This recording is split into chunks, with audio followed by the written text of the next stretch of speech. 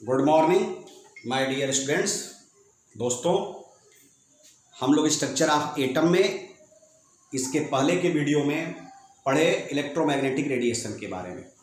दोस्तों, अभी हम लोग बात करेंगे इलेक्ट्रोमैग्नेटिक स्पेक्ट्रम की बात करेंगे। दोस्तों, तो यहाँ हमारा अगला हेडिंग है electromagnetic spectrum.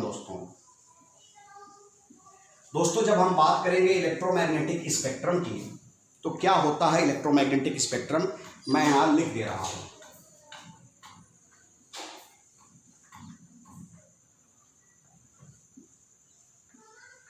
Arrangement of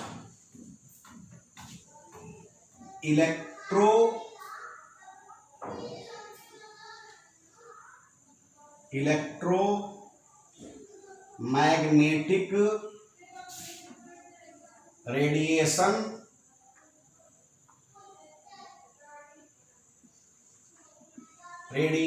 in increasing or decreasing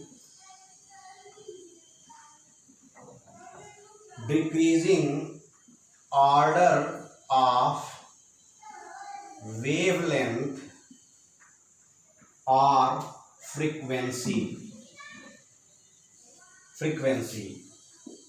is called electromagnetic spectrum. मतलब दोस्तों, इलेक्ट्रोमैग्नेटिक रेडिएशन को उनके वेवलेंथ या फ्रीक्वेंसी के इंक्रीजिंग या डिक्रीजिंग ऑर्डर में जब हम अरेंजमेंट करते हैं तो उसको बोलते हैं इलेक्ट्रोमैग्नेटिक स्पेक्ट्रम कहते हैं। दोस्तों, तो यह तो इलेक्ट्रोमैग्नेटिक स्पेक्ट्रम था। अब इनको कैसे हम अरेंज कर रहे हैं इसकी बात अभी चर्चा करते हैं। दोस्तों, इसे मिटाने के बाद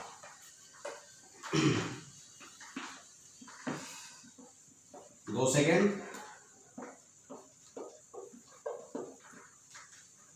हाँ दोस्तों, अब ये मिट गया। अब इसके बाद अब इनका जब हम स्पेक्ट्रम बनाते हैं तो स्पेक्ट्रम को थोड़ा सा हम ऐसे बना रहे हैं। दोस्तों, थोड़ा मुझे बड़ा भी बनाना पड़ेगा क्योंकि वीडियो को सीन कराना पड़ता है, और जब छोटा बनाते हैं और YouTube पे डालने पे यह वीडियो प्रॉपर सीन नहीं होता, जैसा दिखना चाहिए वैसा दिखता नहीं है। दोस्तों, तो हम बात कर रहे हैं। अब देखिए, चलिए पहले हम बात करते हैं यहाँ पे कॉस्मिक रेज की।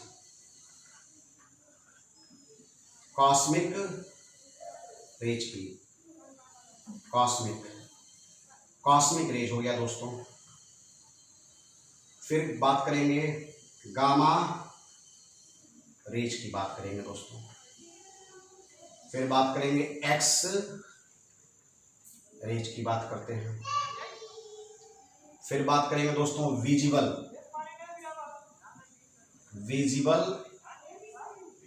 रेज की बात करेंगे। दोस्तों, थोड़ा सा इसको सीन होने लायक लिखना पड़ रहा है, विजिबल रेज। फिर बात करेंगे दोस्तों माइक्रो इंफ्रारेड की बात करते हैं। दोस्तों, विजिबल के बाद इंफ्रारेड की बात करते हैं। दोस्तों, इसके बाद बात करते हैं माइक्रो, मैं नीचे लिख रहा हूं, आगे मेरे पास जगह नहीं हो पाएगा।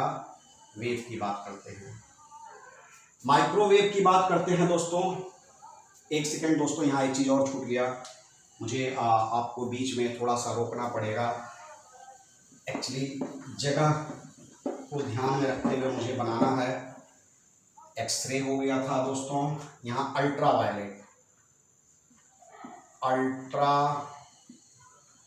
वायलेट रेज की बात करते हैं। दोस्तों, इसके बाद यहाँ विजिबल की बात करते हैं। दोस्तों, विजिबल। इसके बाद यहाँ माइक्रोवेव की बात करते हैं।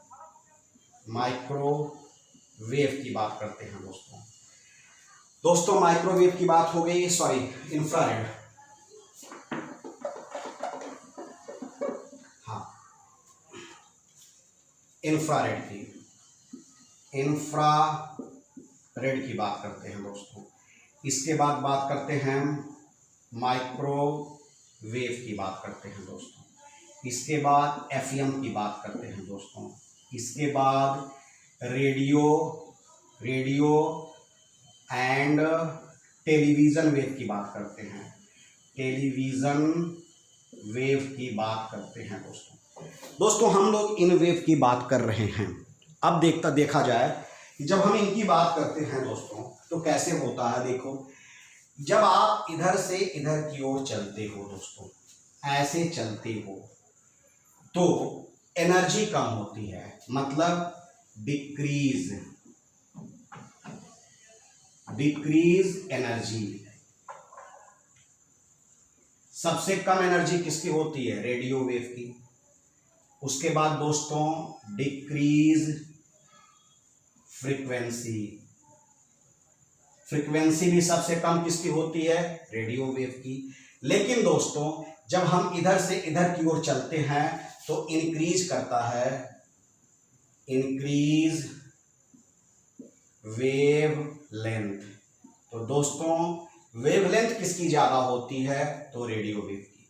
इनकी वेवलेंथ ज़्यादा होती है दोस्तों, इनकी वेवलेंथ ज़्यादा होती है बट एनर्जी कम होती है और फ्रीक्वेंसी इनकी कम होती है दोस्तों। अब बात करते हैं विजिबल रेंज की। विजिबल को भी थोड़ा सा डिफाइन कर दूं, फिर आगे हम सबके फ्रीक्वेंसी रेंज की बात करेंगे दोस्तों। यह है विजिबल की बात करते हैं। Violet, indigo, blue, green, yellow,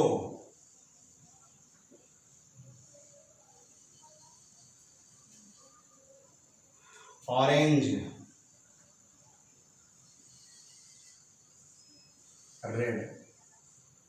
दोस्तों इनका वेवलेंथ रेंज होता है दोस्तों, यहाँ 400 नैनोमीटर से इनका वेवलेंथ रेंज स्टार्ट होता है।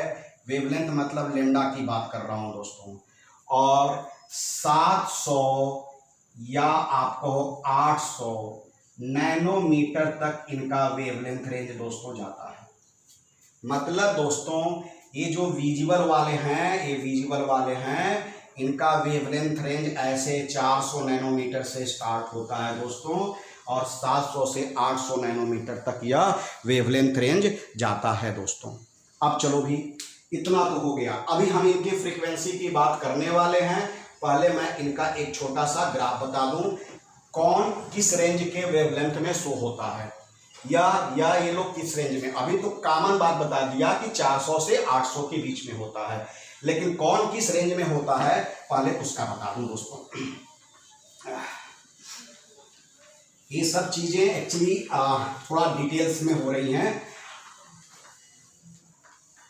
इतना भी डिटेल्स में आपको 11th में नहीं जाना है, लेकिन अगर आप किसी एंट्रेंस की तैयारी में हो तो आप जा सकते हो, आपको जाना ही चाहिए दोस्तों, तभी जा करके कुछ होने वाला है।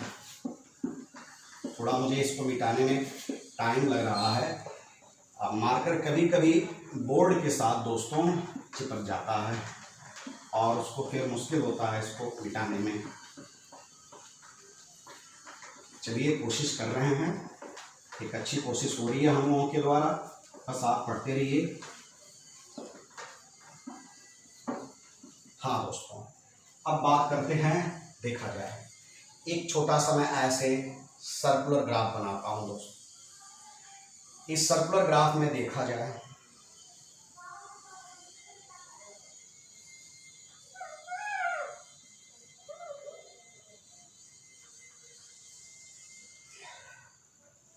ये है दोस्तों सर्कुलर ग्राफ। रेंज देखा जाए 400 नैनोमीटर से मैं स्टार्ट करता हूं दोस्तों, 400 नैनोमीटर, 430 नैनोमीटर का रेंज देता हूं मैं इसको, 490 नैनोमीटर का यह रेंज है दोस्तों। यहां आते हैं 560 नैनोमीटर का यह रेंज है दोस्तों, 580 नैनोमीटर का रेंज है, 620 नैनोमीटर का यह रेंज है दोस्तों। और यहाँ से जब आप आओगे, यहाँ इंड करोगे ना, जहाँ 400 स्टार्ट किया था, यह रेंज इंड का है, तो 800 नैनोमीटर का है दोस्तों। आइए वायलेट इंडिगो का इसी में मिक्स हो जाता है range, blue, green, yellow, orange, red. यह दोस्तों इनके नैनोमीटर का रेंज है। आप ऐसे चलते जाओ, चलते जाओ भी, चलते जाओ। यह कलर मतलब वायलेट 400 से 430 नैनोमीटर के वेवलेंथ को शो करते हैं, ब्लू 430 से 490। इस तरह से आप इनके वेवलेंथ के रेंज को आप समझ सकते हैं दोस्तों। तो दोस्तों जो अदर रेडिएशंस थे हमारे, इलेक्ट्रोमैग्नेटिक रेडिएशन जो थे, अब उनकी फ्रीक्वेंसी का रेंज भी देख लिया जाए क्या होता है।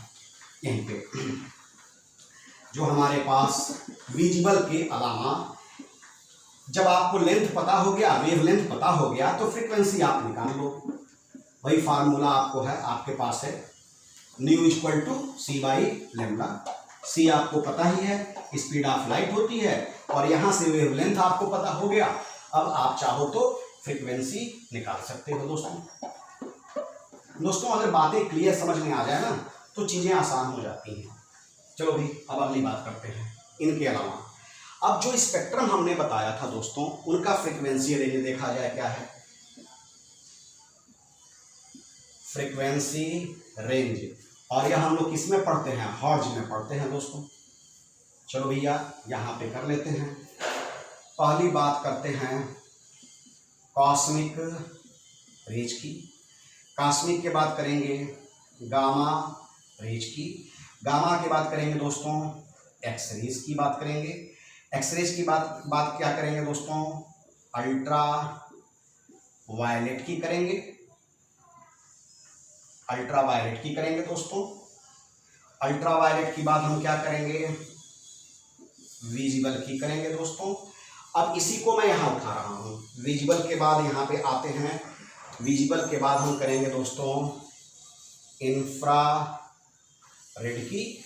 इसके बाद हम लोग करेंगे माइक्रोवेव की। इसके बाद हम लोग करेंगे दोस्तों रेडियो और टेलीविज़न वेव की करेंगे दोस्तों, रेडियो या टेलीविज़न वेव की करेंगे। और यहाँ हमारा फ्रीक्वेंसी है दोस्तों हर्ट्ज में, यहाँ हमारा फ्रीक्वेंसी है दोस्तों हर्ट्ज में।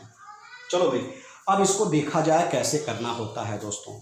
चलो भाई ठीक है, अब कॉस्मिक रेज की बात करते हैं दोस्तों। यह 3 × 10⁻20 हर्ट्ज से स्टार्ट होता है और इन्फिनिटी तक जाता है, इन्फिनिटी तक जाता है। गामा रेज दोस्तों जो है वह स्टार्ट होता है 3 × 10⁻19 से 3 × 10⁻20। ये जो लेफ्ट साइड है ना, यह इसका जो इस राइट साइड होगा वह ऊपर वाले का लेफ्ट साइड होगा, हमेशा याद रखिएगा। अब यहाँ का थे 2 × 10⁻16 से स्टार्ट होकर के 3 × 10⁻19 तक जाता है दोस्तों। यह 16 था दोस्तों। ये आएगा 7.95 × 10⁻14 से स्टार्ट होके 2 × 10⁻16 तक जाएगा दोस्तों। देखिएगा जो ऊपर वाले का लेफ्ट है वह नीचे वाले के राइट में जा रहा है, बाकी केवल एक ही याद करना है आपको।